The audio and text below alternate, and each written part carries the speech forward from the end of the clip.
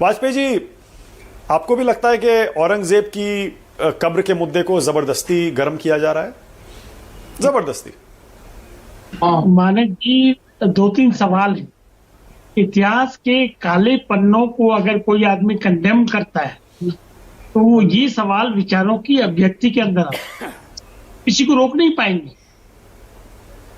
औरंगजेब क्रूर शासक था, इस पे कहीं कोई झगड़ा नहीं है। वकार भाई भी मान रहे हैं, दुबे साहब भी मान रहे हैं, बीजेपी वाले मान रहे हैं, हम भी मान रहे हैं। उसने मंदिरों को तोड़ा, तलवार की नोक पे धर्म परिवर्तन की, ये सब इतिहास में रिकॉर्डेड है। ये उसको शिफ्ट करना चाहते हैं कि बीरबल कौन था। अरे भाई, मेन शासक जो होता है उसी के हिसाब से तो लोग चलाते हैं बाकी राज्य को, तो उस पर डिबेट न करिए। सवाल ये है कि देश कानून से चलेगा, देश संविधान से चलेगा। और मैं खुश हूं कि बीजेपी के प्रवक्ता साहब ने बड़ा क्लियरली कह दिया कि देखिए, अगर कानून इजाजत देगा तब इस पे बात हो सकती है कि कब्र हटेगी कि नहीं हटेगी। तो आज की स्थिति में कानून इजाजत नहीं देता है। कानून बड़ा साफ है कि कब्रिस्तान जहां कब्र है उसकी परमिशन लेनी पड़ेगी, या कोई ऐसा सर्कमस्टांसेस है जिसमें जरूरी है कि उसको मुर्दे को कब्र से निकाला जाए, तो उसके लिए कोर्ट परमिशन देता है। अब देखिए, इस देश में तरह तरह की विचारधाराएं हैं, धार्मिक भी है और राजनीतिक भी है। तो अगर बीएचपी वाले कोई बात करते हैं तो उसको कैसे रोक लगा दोगे? अब किसने दंगा किया, किसने नहीं किया नागपुर में, ये चीजें जांच का विषय है। 57 लोगों को गिरफ्तार किया जा चुका है, उसमें से जो चीजें निकल के आएंगी सबके सामने रखा जाएगी। ये तो केस नहीं है कि सरकार ने प्रयास नहीं किया। कल यात्राएं निकली थी, एक्स्ट्रा ऑर्डनरी अरेंजमेंट किया जाता है, लेकिन उसके बाद रात में ये सब चीजें हुई तो इसके बारे में जानकारी ली जाएगी। लेकिन हमारा बड़ा मानना साफ है कि इस तरह के गड़े मुर्दों को उखाड़ना ये ठीक नहीं है, ये देश की तरक्की के लिए भी ठीक नहीं है। जो भी संगठन, जो भी व्यक्ति, बहुत बढ़िया, बहुत बढ़िया वाजपेयी जी, बहुत बढ़िया, बहुत बढ़िया वाजपेयी जी। वाजपेयी जी, आपकी इज्जत और बढ़ गई आज मेरे मन में। आप हमेशा खरी खरी कहते हैं, आज एक बार फिर से आपने अपनी पार्टी का और अपना खुद का स्टैंड बड़ा क्लियर कर दिया है। गड़े मुर्दे उखाड़ने की कोई जरूरत नहीं है। वाजपेयी जी, मतलब आपका स्टैंड क्लियर है ना कि ये कब्र को हटाने वटाने की कोई जरूरत नहीं है? नहीं, हम ये कह रहे कब्र को हटाने की अगर कोई एक डिमांड करता है, करने दीजिए उसको। आप जो महिमा मंडन करेंगे, शुरुआत किसने की? देखिए, सवाल ये भी है साथ साथ, अबू आजमी कौन है? साजन साहब बोल रहे थे अभी, मैंने बीच में नहीं बोला, ये शुरुआत तो उन्हीं का है। और ये कांग्रेस कौन है? कांग्रेस जो आज आई नहीं। एएसआई मॉन्यूमेंट प्रोटेक्शन एक्ट में किसने डाला था इस कब्र को? कब्रें तो बहुत बड़ी हुई हैं, लेकिन इसको एएसआई प्रोटेक्शन एक्ट में डालने की जानबूझकर जो गलती की वो कांग्रेस ने की थी, इसलिए उनके पास जवाब नहीं है। और वकार भाई ने कांग्रेस की तरफ इशारा किया जो 84 में सिखों का हत्याकांड हुआ थी, नरसंहार किया था इन लोगों ने।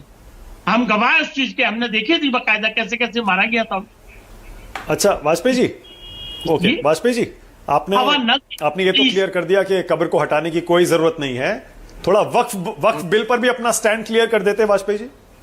वक्फ बिल का ऐसा सवाल है कि जेपीसी में सभी पार्टियों के लोगों को शामिल किया गया था। हमारी पार्टी के सांसद भारती साहब उसमें थे मेंबर। जो हमको कहना था बकायदा हमने उसमें ऑब्जेक्शन लगाए, ऑब्जेक्शन को अलाउ किया है, वो जेपीसी की रिपोर्ट टेबल में होगी। जिन जिन लोगों ने जो एतराज दबाए थे सारे रिकॉर्डेड है बकायदा।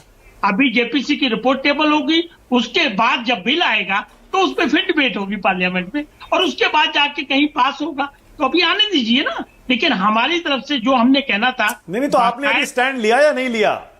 वक्फ बिल पर आपका स्टैंड अभी क्लियर है या नहीं है? सपोर्ट करेंगे बिल को या नहीं करेंगे? बिल्कुल क्लियर है। जो हम चाहते थे, जो अमेंडमेंट हम कराना चाहते थे, हमने जो सजेशन थी वो सारी की सारी मान ली गई हमारी।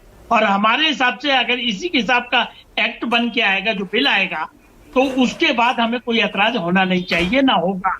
लेकिन जब तक एक्ट नहीं आएगा तब तक हम अभी उस पर पीछा नहीं।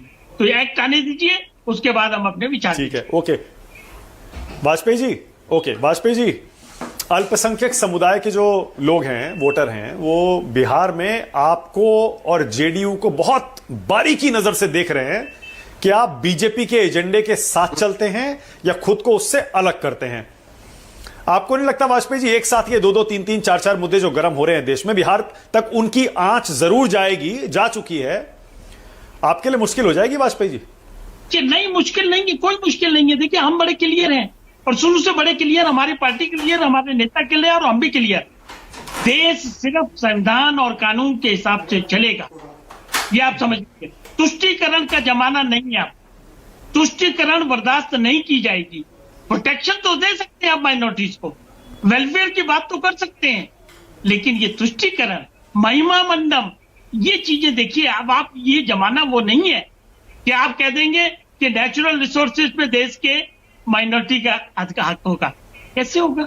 इक्वल राइट्स की बात है, कॉन्स्टिट्यूशन हम तो अच्छा वाजपेयी जी, ओके, आज की हेडलाइन जरा फिर से दे दीजिए वाजपेयी जी मुझे। एक बार तो आपने दे ही दी है। केंद्र सरकार में आपकी पार्टी के नेता चिराग पासवान मंत्री भी हैं और आप एनडीए का हिस्सा हैं केंद्र में, बिहार में पता नहीं अभी है या नहीं है। तो मतलब आप ये केंद्र सरकार से कह रहे हैं, उनके सहयोगी होने के नाते, कि औरंगजेब की कब्र को हटाने की कोई जरूरत नहीं है, ठीक है ना? हटा कौन रहा है? कोई सरकार का स्टेटमेंट आया क्या हम हटा रहे हैं? जो हम सरकार को कह दें, किसी का स्टेटमेंट नहीं है, कुछ सिरफरे लोगों का स्टेटमेंट है, तो हम उसका रिस्पॉन्स क्यों लेंगे?